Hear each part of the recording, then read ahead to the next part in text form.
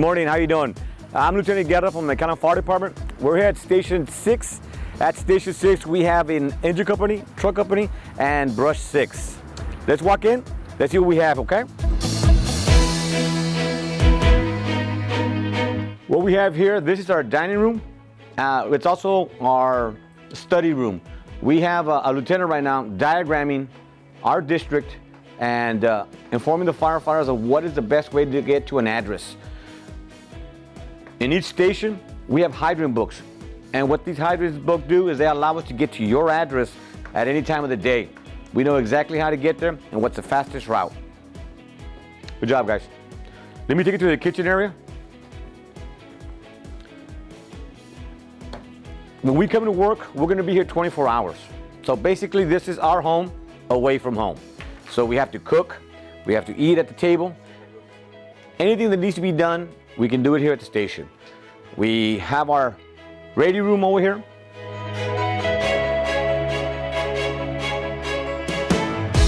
This is our communications room. We have our radio here. It's also the lieutenant's office. What we do here is we input information on the computer throughout the day. We make sure we put in the personnel that are here. We do some of the training. We have to input the training.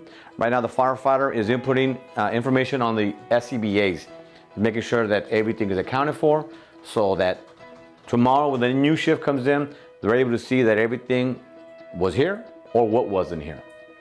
Let me take you to the dorm now. This here is our dorm. Like I said, we are here 24 hours a day.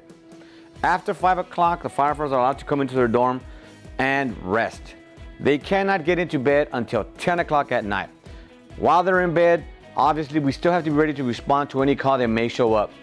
Every firefighter has his own individual bed and locker over there. They have extra uniforms so they can always change over when they come back from calls or when they're through with their training. Let me take you outside to show you some of the units.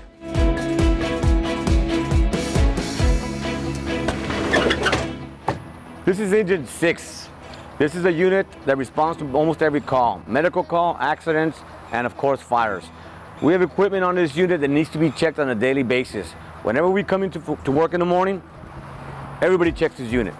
We have a firefighter right now checking his equipment. He has to make sure that everything is functioning, so that when and if we go to a call, we're sure the equipment will work. Besides the rescue tools that we have here, we have other tools.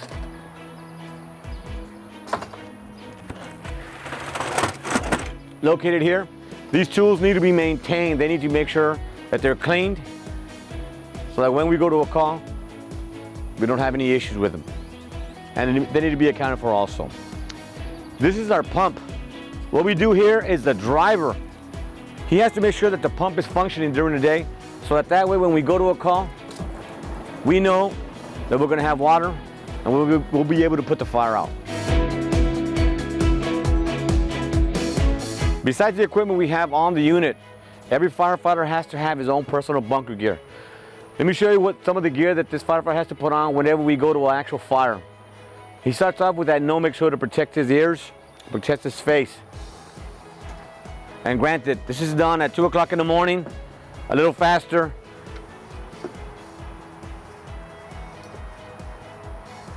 But all this equipment needs to be put on as we're listening to the address, as the driver's figuring out how to get there, as I'm getting an idea, I'll get any more information from dispatch. He has to put on his bunker pants, his bunker coat.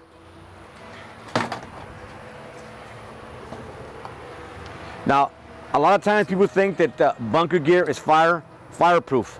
It's not fireproof, it's fire resistant. This thing, his coat, his pants, and everything else will burn. But it takes a little bit longer. It's fire resistant. And like I said, at a real call normally, he'd be going a little bit faster. But this is just to show you what we have on whenever we go to a house fire.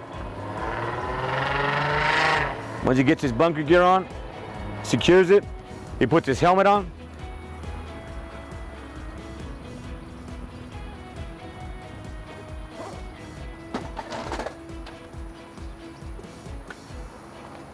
And now he's ready to go and put his self-contained breathing apparatus to go into the house fire.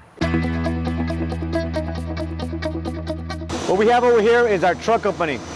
On the truck company, we carry ladders, extra ladders, and we have a 100-foot aerial. As you can see, we check this on a daily basis to make sure that this unit is functioning. One of the things that we do, not every single day, but a lot of the times, is have a firefighter climb the aerial so that way he gets accustomed to going up and down the aerial. Every time the aerial is being worked, we're setting up the ladder, it's always safety. We're a firefighter wearing a helmet. The driver's wearing a helmet also. Firefighter's wearing a safety belt that he's going to use as he goes up the aerial. That's in case for some reason he has an issue, he can always tie in and we can go get him if need be.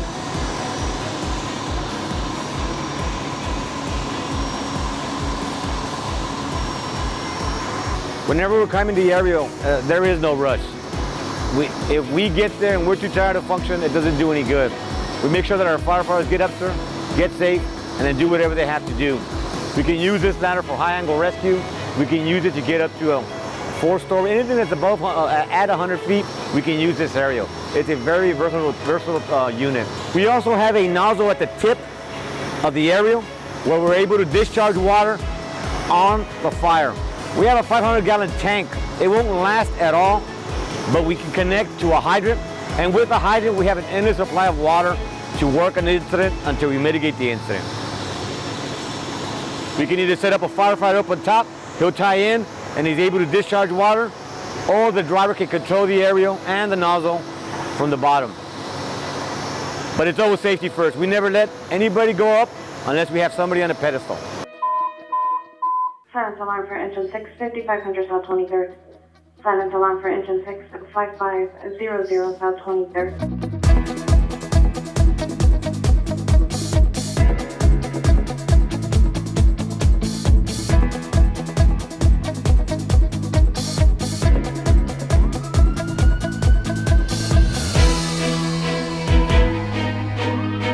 Whenever they leave the station, the firefighters and the lieutenant on the unit know what they're going to.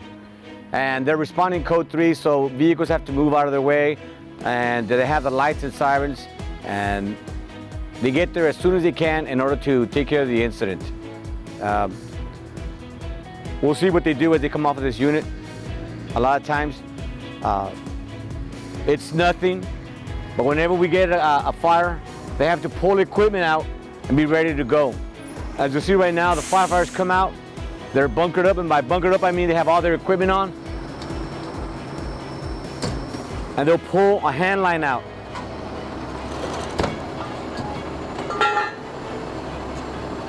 You have the driver assisting with the hand line. You have the lieutenant dictating what's going to happen at the scene. They communicate by radio, and this is the outcome.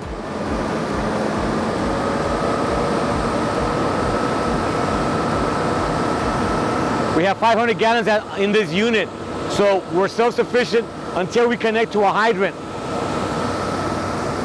The driver would do this if it was an actual call. The driver would pull the red line, correction, the 5-inch line from the rear of the unit and connect to the hydrant, and he would have an endless supply of water. The driver has to make sure that he doesn't give him too much pressure, that the pressure is sufficient for the size of the fire. And he's in constant communication with the lieutenant, so they work together as a team. I want to thank you for coming to visit us. I hope you enjoyed the tour. Remember, this is your station. You're welcome to come by any station and visit anytime you want. You guys have a good day.